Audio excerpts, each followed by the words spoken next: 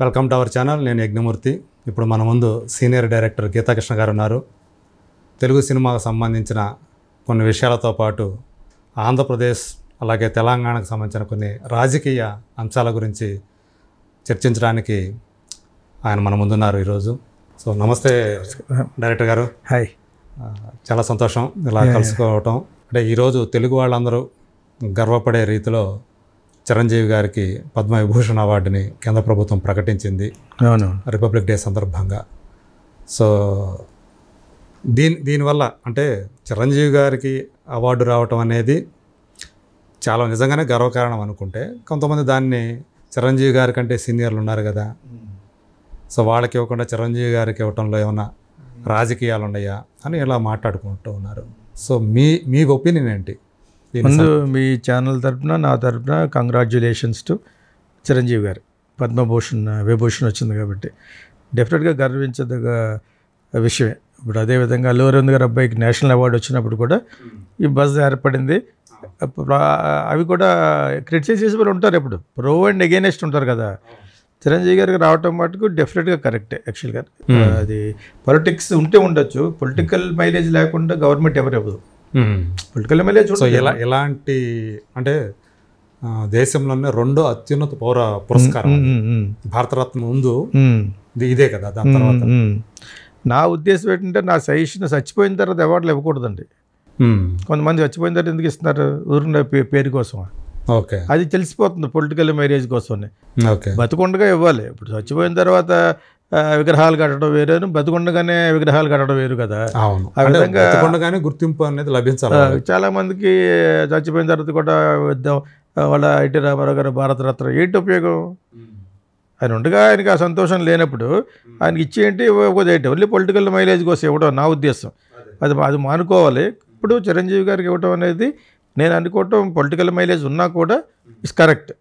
అతను almost senior కదా, ఆయనకంటే సీనియర్లు ఇప్పుడు ఎగ్జిస్టింగ్లో క్యారెక్టర్ ఆర్టిస్టులు ఉంటే ఉండొచ్చాము, కానీ ఆయన కూడా సైకిల్ దర్శనాన్ని పోయాడు. ఇంకా ఆయనే సీనియర్, ప్రస్తుతం ఇప్పుడు ఉన్నవాళ్ళు సీనియర్. మోహన్ బాబులో అంటే నాకు ఎందుకు ఇవ్వలేదని అతను మామూలుగా ఎప్పుడు ఉండే పాటే అది అనుకుంటాడు యాక్చువల్గాను. So otherwise is very senior most. ఇప్పుడు కమల్ హాసన్ కంటే 1 or 2 years చిన్నోడు అంతే.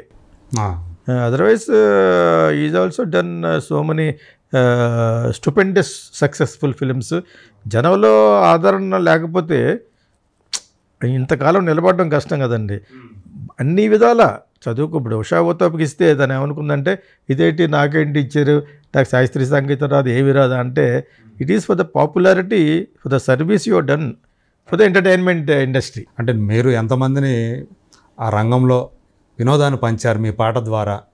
కరెక్ట్. మరి అదే ఇప్పుడు డాక్టరేట్ ఇస్తారు, ఎందుకు పనికిరానికి ఎడ్యుకేషన్లో పనికిరాని వాళ్ళకి ఇచ్చారు. ఇప్పుడు అంటే డూ ఉన్న వాళ్ళకి కొన్ని యూనివర్సిటీల్లో డబ్బులు ఇచ్చారు. చాలా హాస్యాస్పదంగా ఉంటుంది. నాకు ఎవరు అవి చూసినప్పుడు నన్ను కాంటాక్ట్ చేశారు. అప్పుడు నాకు నేను మనసులో నవ్వుకున్నాను, మనం కూడా ఆ జాబితాలో ఉండిపోతామేమో అని. ఓకే, తర్వాత చెప్తాను. Some university people contacted sir because of service and for the knowledge you have in different segments చెప్పేసి డాక్టరేట్ అంటే నేను మాకు ఒక విధంగా వచ్చిన వాళ్ళు చూసుకుంటే మనం కూడా అందులో కలిసిపోతామేమో, డబ్బులు ఇచ్చి చేయించుకున్నారేమో అన్న లెవెల్లో నాకు అనిపిస్తుంది. కానీ అలా అనకూడదు. కానీ బట్ ఇక్కడ మీరు అన్నది పాపులారిటీని ఫర్ ద సర్వీస్, మీరు ఎంటర్టైన్మెంట్ ఇండస్ట్రీకి ఎంత సర్వీస్ చేశారు అనేది కౌంట్ చేస్తుంది. ఆ విధంగా చిరంజీవి గారు ఈజ్ ఆల్మోస్ట్ ఎలిజిబుల్. అలాగే పీపుల్ని ఎంతవరకు ప్రభావితం చేశారు తన సినిమాల ద్వారా? 100%. చాలామంది ఇన్ఫ్లుయెన్స్ అయ్యి ఇప్పుడు ఆ ఇండస్ట్రీ బాగుపడడానికి కారణం వ్యాపారాత్మకంగా కానివ్వండి, ఎంజాయ్మెంట్ చేసే ఆ అందులో కూడా it's both way. He has done so much. అదే definitely so much as an. కాకపోతే పొలిటికల్ కలర్ ఎందుకు పెడతారంటే ఆయన పాపులారిటీ ఉంది. ఈజ్ నాట్ ఫేడింగ్ ఆర్టిస్ట్ కాదు కింద అవ్వలేదు అతను. చాలామంది కొంతమంది ఫేడ్ అయిపోతూ ఉంటారు,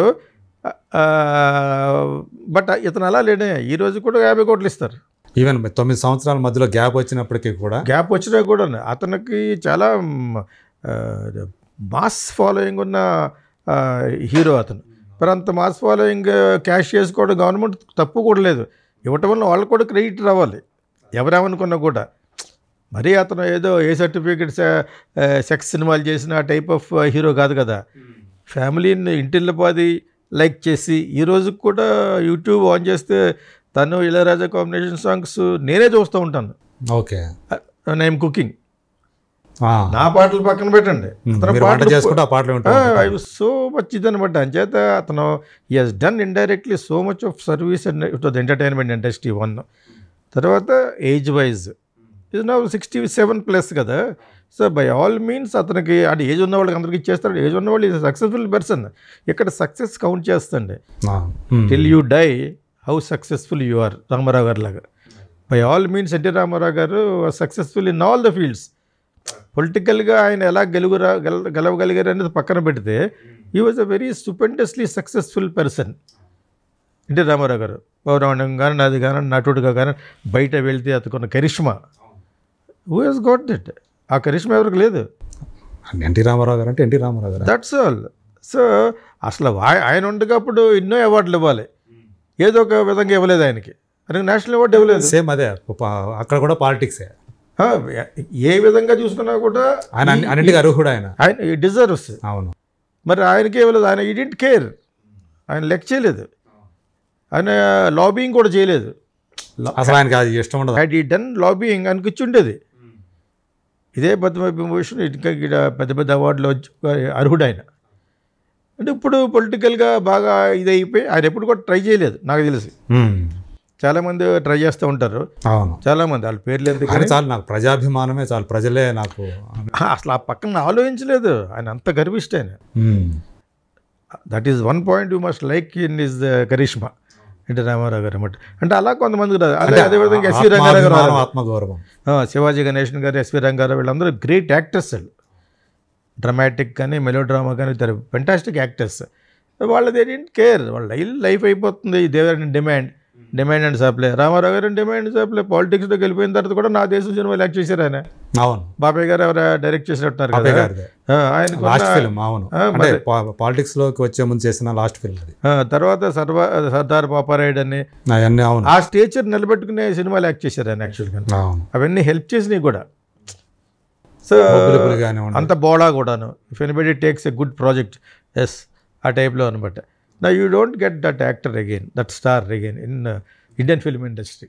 అదే అంచేత ఆయన్ని కొంచెంసేపు స్మరించుకున్నాం. ఎందుకంటే ఒక తృప్తి. అంటే ఆయనకి ఎందుకు రాలేదని. అంతే కదా, ఎందుకు ఇవ్వలేదు ఆయన.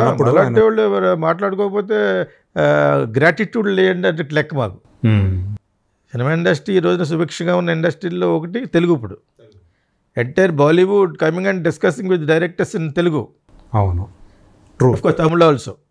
చాలామంది ఇక్కడ వాళ్ళతో చేయించుకుందామని చెప్పేసి అక్కడి నుంచి ఇక్కడికి వచ్చి సౌత్ క్రియేటర్స్కి ఇప్పుడు చాలా సౌత్లో especially in Telugu and commercial ఇళ్ళు. అవును, మంచి సినిమాలతో పాటు they know what is commercial. ఇప్పుడు పాన్ ఇండియా అర్హత గల సినిమాలు చేయగల సత్తా వీళ్ళకుంది. నెక్స్ట్ జనరేషన్ ఆల్సో, ఇప్పుడున్న generation also they are very commercial. And also మంచి డైరెక్టర్స్, అంటే కొంచెం క్రియేటివిటీ జోడించిన డైరెక్టర్లు కూడా చాలామంది వచ్చారు. అప్పుడు కొంచెం మందే ఉండేవారు. మాలాంటి వాళ్ళకి పెద్ద ఆదరణ ఉండేది కాదు. ఆయన ఇంటెలిజెంట్ డైరెక్టర్ అంటే ఇప్పుడల్లా కాదు, ఇంటెలిజెన్స్ ఉన్న వాళ్ళకి కావాలి. అవును, అప్పుడు ఇంటలెక్చువల్ రెండు బ్రహ్మాండ intelligent. Yes, different game changer సినిమాలు like Sandeep Reddy has made. అది కొన్ని విషయాల్లో రక్తం ఎక్కువ చూపించిందని నేనే పెట్టాను మా ఛానల్లో. రక్తం కంపు కొడుతుందని.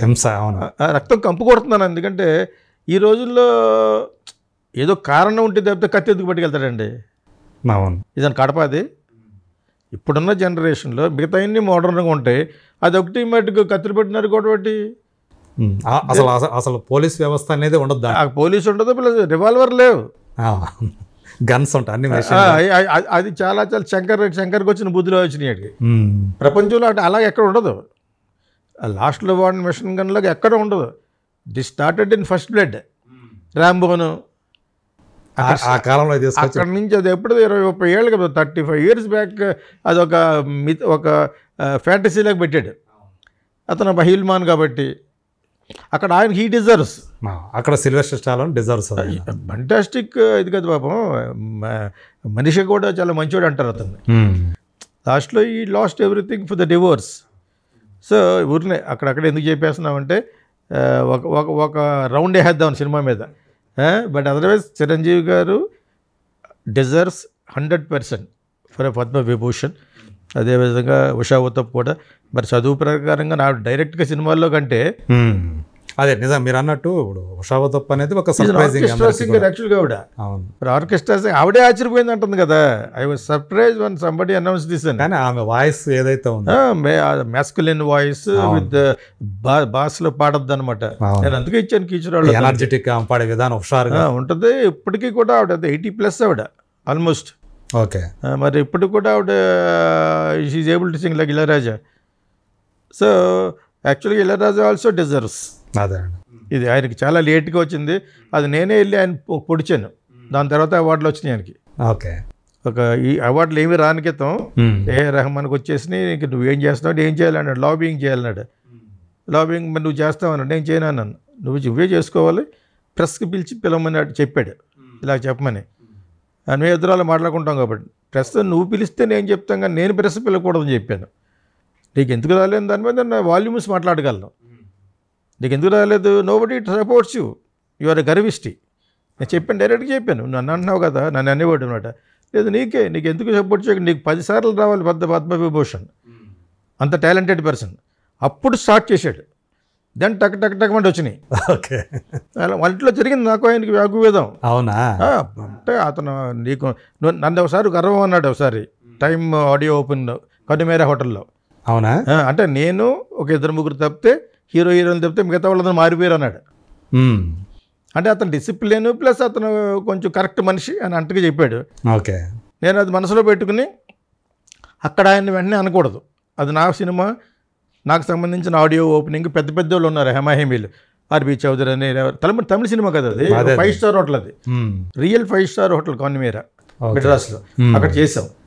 నేను ఆ సందర్భం చూసుకుని 2-3 సంవత్సరాల తర్వాత ఆయన ఆ ఇంటికి వెళ్ళి సరదా కూర్చుని, నువ్వు నన్ను గర్వం అన్నావు కదా, నీకు గర్వం చెప్పనా, ఎందుకు గర్వం, చిన్న బుడ్డోళ్ళకి అందరికీ పద్మశ్రీ అవసరం, నీకు ఒక్క అవార్డు కూడా రాలేదన్నాను. నీకు 10 సార్లు పద్మభూషణ్ అవార్డు రావాలి. అప్పుడు అన్నాడు, ప్రశ్న పిలిచి చెప్పని. మీరే చెప్పండి, నేను ప్రశ్న పిలిస్తే నేను మిమ్మల్ని కాకాపడుతున్నట్టు ఉంటుంది. So that I don't do it, you call and I will tell and you must lobbying. అడగైందే అమ్మాయినే పెట్టదు. ఇది కూడా సంబడి చిరంజీవి తరపున వాళ్ళ తరపున అక్కడ చెప్పాలి. అదే, అవును. పద్మశ్రీ కానీ పద్మ అవార్డ్స్ దేనికన్నా కూడా యూ మస్ట్ అలా అలాగా వాళ్ళే గుర్తించి ఇచ్చేది. వీళ్ళు బడే గులామాలి ఇలా ఉంటారు కదా, వాళ్ళకి ముసలోళ్ళు అయిపోతారు కదా, వాళ్ళకి ఆవిడకి ఇచ్చారండి వైజయంతి. వాళ్ళకి ఆవిడ ఏ పాలిటిక్స్లో లేదే, ఆవిడ చాలా పెద్ద ఆవిడ అయిపోయింది. వాళ్ళకి తప్పితే ఇప్పుడున్న ఎగ్జిస్టింగ్ ఉన్న వాళ్ళకి మట్టుకు మీరు లాబింగ్ చేయాలి.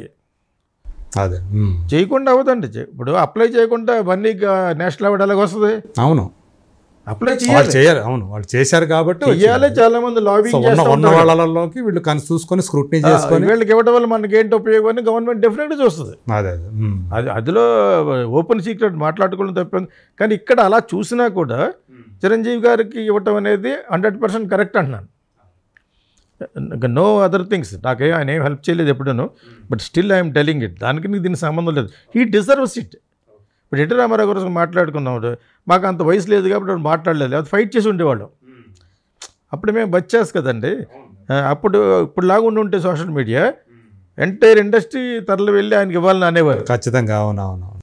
అది లేక బాధపడుతున్నాం అనమాట. ఆయన మీద ఉన్న గౌరవంతో, ఒక కృతజ్ఞత భావంతో ఆయన కానీ ఎస్వి రంగారావు గారు కానీ డెఫినెట్గా they deserves the highest award in India. Okay, thank you అండి.